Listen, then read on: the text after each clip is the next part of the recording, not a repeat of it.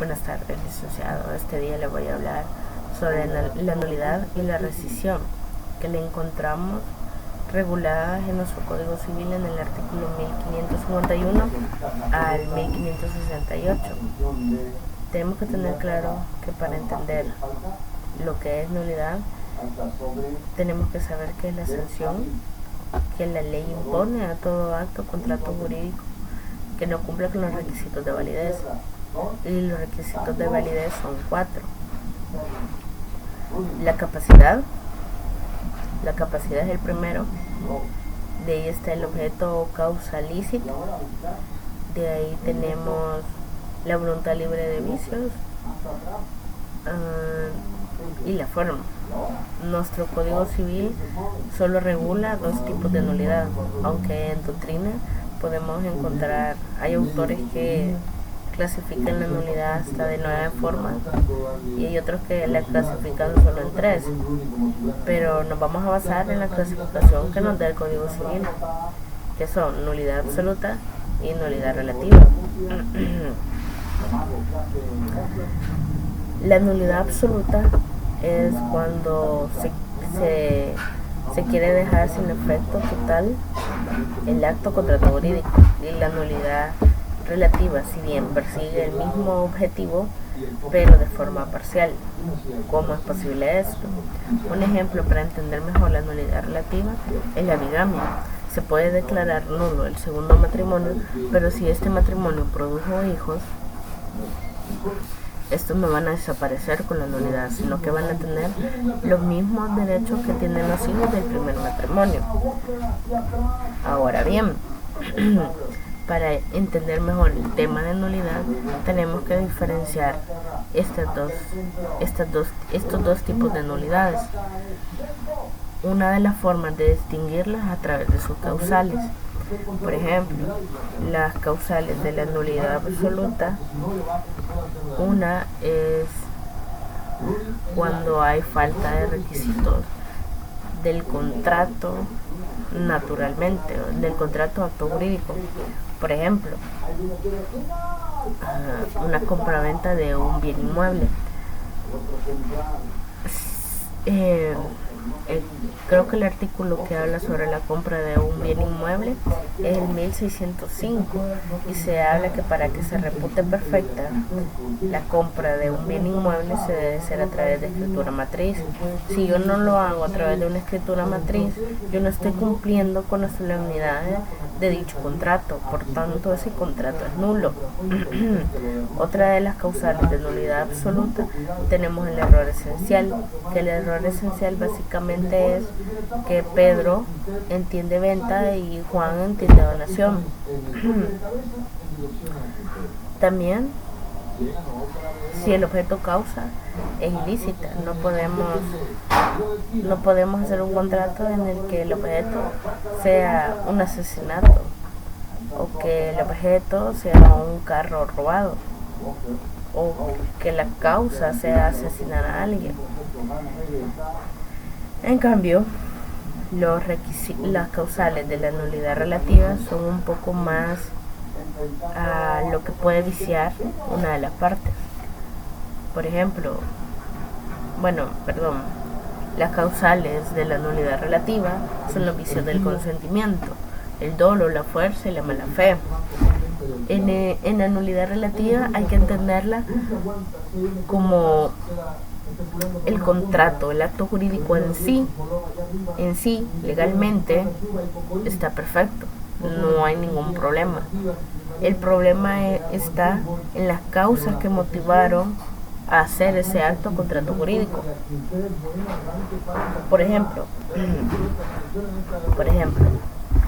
yo tengo un terreno en cualquier lugar y en ese terreno hay 2 personas que tienen más terrenos, pero el mío está en medio. Entonces estas 2 personas que están entre mi terreno y el de ellas quieren construir un centro comercial, pero no pueden porque yo no les quiero vender mi parte de terreno para que ellos lo puedan hacer. Entonces vienen estas personas y mandan a otras personas a que me asalten, me amenacen y digan que me vaya de ese terreno, de esa propiedad, y que se las venda. Entonces, yo por miedo a lo que me puedan hacer estas personas, voy, firmo el contrato, todo se hace con unas bases legales, pero ahí tenemos el uso del consentimiento, que es la fuerza, porque me obligaron a mí a hacer el contrato. Otra forma de diferenciar la nulidad absoluta y la nulidad relativa es a través de las partes que pueden pedirla. Por ejemplo, la nulidad absoluta la puede pedir cualquier persona interesada en que se declare nulo ese acto contrato jurídico. En cambio, la nulidad relativa solo la pueden pedir las partes. Y en este caso, la parte que no haya sufrido, la parte que ha sufrido el dolo, la fuerza o la mala fe. También se pueden diferenciar por la ratificación. La nulidad absoluta no se puede ratificar y la nulidad relativa sí. Cuando hablamos de ratificación es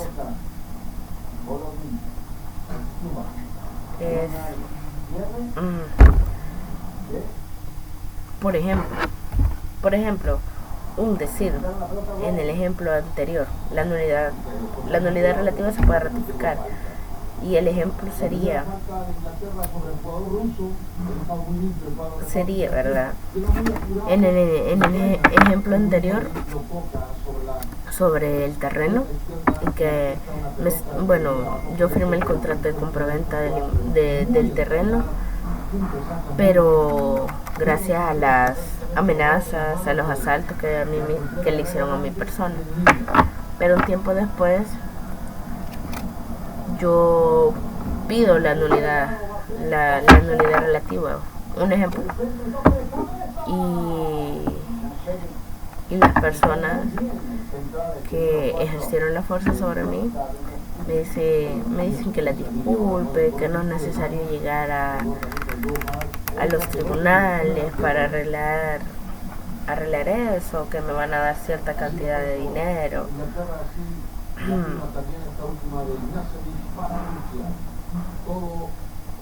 Perdón, creo que he confundido un poco los términos, porque una de las causales de nulidad absoluta dije que era el error esencial, pero no, esa es una de las causales de la nulidad relativa. Sí, es también el error, es una causal de nulidad absoluta, y con el ejemplo de Pedro entiende venta y Juan entiende donación, pero el error esencial en la nulidad relativa es causal de nulidad relativa. Por ejemplo, yo pedí ciertos libros a cierto proveedor de ciertas especificaciones, con tantas páginas, con color de pasta tal y bla bla bla, pero me trajo otros con otras especificaciones que yo no quería, pero él me dijo que le iba a bajar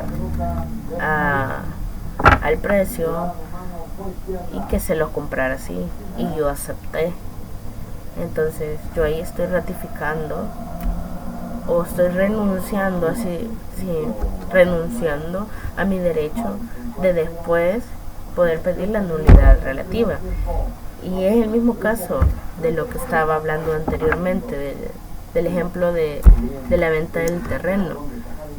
Me dicen que no siga con el proceso, que me van a dar dinero, que fue un error de su parte, y yo lo acepto, yo renuncio a mi derecho de pedir la nulidad de ese contrato. Ahora bien, la nulidad absoluta no se puede ratificar. Por ejemplo, en el contrato de la venta del inmueble, que no se hizo a través de escritura matriz, las partes llegaron al acuerdo de que, está bien, no se hizo una escritura matriz, pero vos me pagaste, yo te di el inmueble y estamos bien.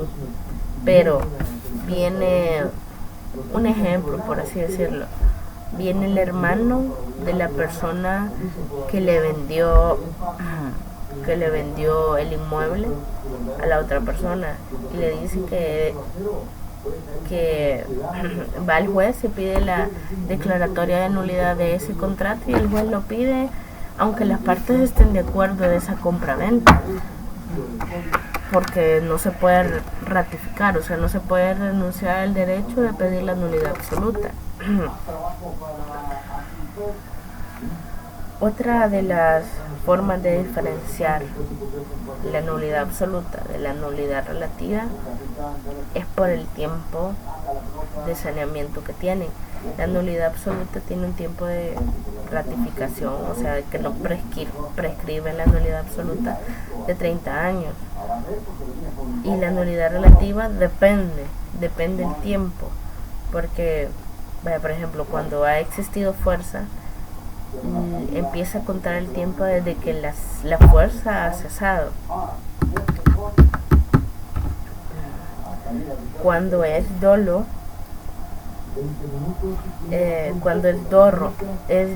o el caso del error esencial, el tiempo empieza a contar desde que se celebró el contrato.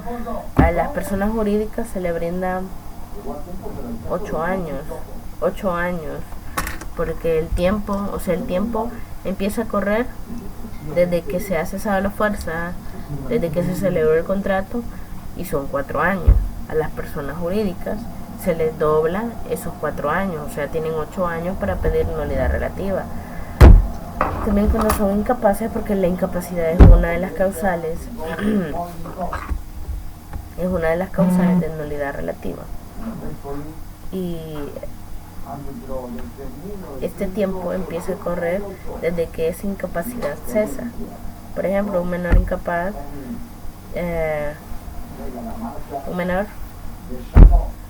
este es en caso de la herencia, que si yo me muero y le heredé ese acto contratujo jurídico a mi hijo, pero mi hijo es menor de edad, entonces a él le va a empezar a correr el tiempo desde que él deja de ser incapaz y es capaz.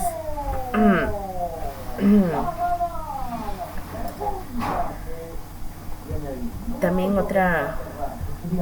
para ir finalizando, la nulidad relativa es lo mismo que rescisión. Nuestro código las confunde en alguno de los artículos que tenemos desde el 1551 al 1568, lo confunde, así que en nuestro código es lo mismo, la rescisión de un contrato a decir nulidad relativa. Y creo que con eso concluyo lo que es la presentación de una de las formas de extinguir obligaciones. Gracias.